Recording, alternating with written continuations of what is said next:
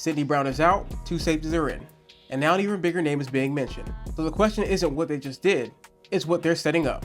So let's get it mixing.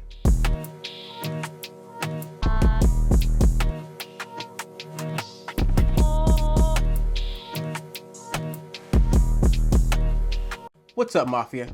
So let's start it off with the move that kicked everything off. As you already know, Sidney Brown's been traded to Atlanta. The return? Pick swaps in the 4th and the 6th round. So no, that's not the kind of move that you sit back and think, wow, we got a massive haul. And shortly after that, the Eagles make 2 signings at that position. Marcus Epps comes back, and JT Gray gets signed. 2 safeties, same day, different roles. With Epps, you already know what he gives you. He's played in Philly before, he knows the building, and he knows the playbook. JT Gray is a different type of ad. He's a veteran presence, and is a 3-time Pro Bowler as a special teamer. So that's not the signing that you make, and assume that he's going to transform your entire defense. He's here to improve the special teams. So yes, in a way they did patch apart the safety room, but I still don't think that safety is settled. Not in that way. Now, here's where things get interesting. Because now, you got Jessie Bates being mentioned, and that changes the conversation completely. Sources from the Bleacher Report threw the idea out there. With Atlanta in a new regime, maybe they consider moving Jessie Bates for draft capital. And if that does happen, Philly should be one of those teams that'll be ready to jump at the opportunity. And if you look at his production from the last year, it's easy to see why his name keeps coming up in conversation.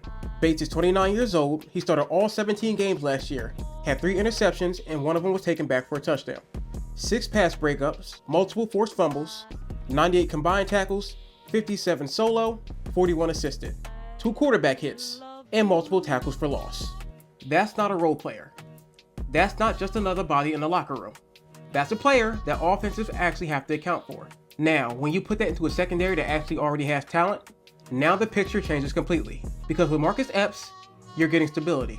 With Bates, you're adding range, instincts, and someone who can flip position. And if you trade for him, this also can change your draft approach. Because if you made that type of move, you're not pressed to draft the safety early. Now, maybe tight end goes first off the board. Maybe offensive line stays in play. And maybe edge jumps back to the top. And at the same time, this hasn't gone anywhere either. Jonathan Grenard is still in play for the Birds.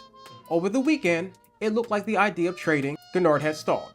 On his Instagram, he starts posting photos of his time and his memories in Minnesota. Plays he made, time with his teammates, showing appreciation to the Vikings. And you can take that a lot of ways. Maybe he's posting saying that he wants to stay. Maybe that's his way of sending a message and saying farewell to the fans. And maybe it means nothing, but it was Minnesota that let it be known that they will entertain and listen to offers. So, until the organization closes that door completely, I'm not ruling Philadelphia out of the running. And if and when Grenard becomes available, the Eagles should absolutely be interested and should jump on it at the first chance they get. Because signing an edge rusher still makes sense. You can never have too much pressure. You can never have too many guys who can win one-on-one. And if the Eagles don't get another edge rusher through trade or through free agency, I'd be surprised if they don't address it during the draft. Same with safety. Now, let's switch sides of the ball real quick, because this part really caught me off guard. Jimmy Kempski said before the Jets traded for Geno Smith, they called the Eagles about backup quarterback Tanner McKee. And the asking price was a 2nd-round draft pick, and that's high. But that tells you exactly what Philadelphia thinks of him. And honestly, it's funny, because after you heard that news, the Eagles go out and make a trade for Andy Dalton. And that's the type of stuff that keeps conversations alive. Because if one team already called for Tanner, who's to say that other teams aren't calling also? Who's to say another team looks at the quarterback room after the draft and decides that it needs improvement? And then they decide that Tanner McKee is worth that draft capital. And this all doesn't have to happen tomorrow. This could be OTAs. This could be during minicamp.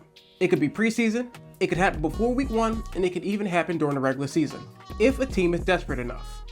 Quarterback value changes fast in this league.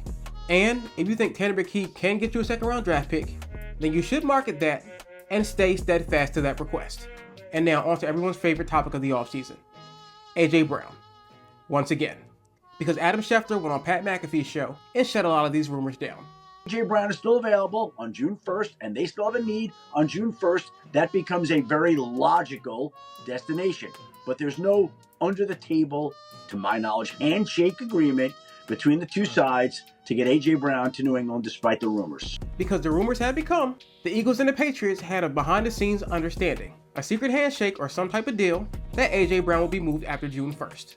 Schefter basically said, based on his understanding, there is no under the table agreement, no quiet deal waiting in the dark, and that should cool some of these trade rumors down. Because every time the AJ Brown trade talk came up before, I felt like there was always a I think kind of a situation attached to it. And this time it sounded more definitive. Like it was saying this specific rumor isn't real. So for now, that conversation should slow down. So now overall, we're looking at it like this.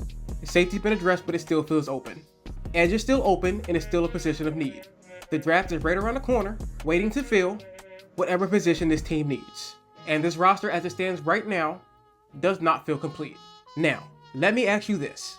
If you had to pick one real move to make before the draft, which one are you taking? Bates or Gennard? Are you taking the impact on the back end or pass rush pressure? Drop it in the comment section and let me know. At the end of the day, this roster isn't finished. And even though we made some moves at certain positions, there's more to be done. And you got just enough flexibility to make something else happen too. So now it's not about what they've done, it's about what they're going to do next. And if you enjoy Eagles content like this, remember to like, share, and subscribe. So once again, I'm Brother Shy, and this has been the Midnight Green Mafia.